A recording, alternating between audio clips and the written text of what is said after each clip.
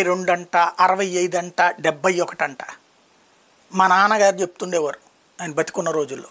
మేము చూసాం అప్పుడు ఈ మాక్ డ్రిల్స్ చేపించారు. ఏదన్నా వస్తే సౌండ్స్ వినేవాళ్ళం.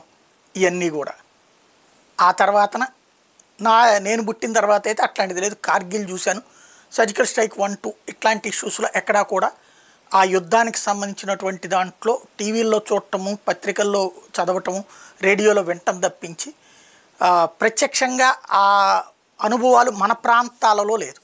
ఇప్పుడున్న యువతరానికైతే ఈ మాక్ డ్రిల్స్ పేరుతో యుద్ధం వచ్చినప్పుడు ఎలా దాక్కోవాలి, ఎలా చెవులు మూసుకోవాలి, ఎలా పరిగెత్తాలి, ఏదైనా బాంబు అదరికి పడిపోతే అప్పుడు ఎలాగా ప్రాథమికమైనటువంటి చికిత్స చేయాలి, ఎలా ఆసుపత్రులకు తరలించాలి, ఇట్లాంటిదంతా వాళ్ళ కళ్ళెదురుగుండా చేసి చూపించడం, వాళ్ళని కూడా ఇన్వాల్వ్ చేసి చూపించడం.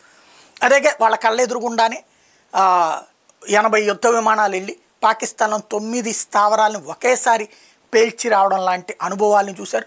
సర్జికల్ స్ట్రైక్స్ 1, 2 ప్లస్ ఇది ఇవన్నీ కూడా ఈ తరం తెలుసుకోవాల్సిన అనుభవాలు. భవిష్యత్తులో వీళ్ళు రాజకీయ నాయకులు కావచ్చు, పాలకులు కావచ్చు, అప్పుడు ఎంత కఠినంగా ఉండాలి, ఎలాంటి చాణక్యంతో ఉండాలి, ఎలాంటి వ్యూహంతో ఉండాలి అన్నటువంటిది ఇది ఒక ఎక్స్పీరియన్స్.